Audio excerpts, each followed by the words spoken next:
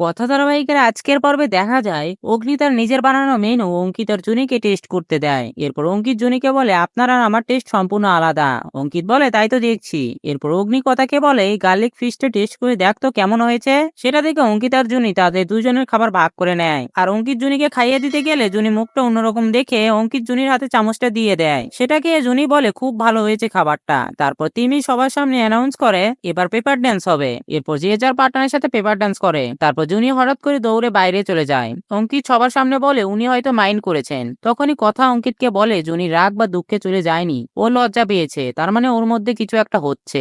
এ কথা শুনে সবাই মিলে অঙ্কিতের সাথে মজা করতে থাকে। এরপর অগ্নি কথাকে বলে একটা সময় ছিল তুই এই ক্যাফেতে আসতি না, আর এখন এখান থেকে যেতে চাইছিস না। কথা বলে সেদিন আর আজকে পর্যন্ত তো কিছুই বদলায়নি। অগ্নি বলে অনেক কিছুই বদলেছে, আর সব থেকে বেশি বদলেছে আমার কপাল। আগে ঝলসানো ছিল, এখন পুড়ে গেছে। কথা বলে আপনার সাথে আমি আর কথাই বলবো না, এই বলে সেখান থেকে চলে যায়। তো বন্ধুরা, ভিডিওটি কেমন লাগলো কমেন্ট করে জানাও। আর এমন গসিপসে আপডেট পেতে আমাদের চ্যানেলটি সাবস্ক্রাইব করুন।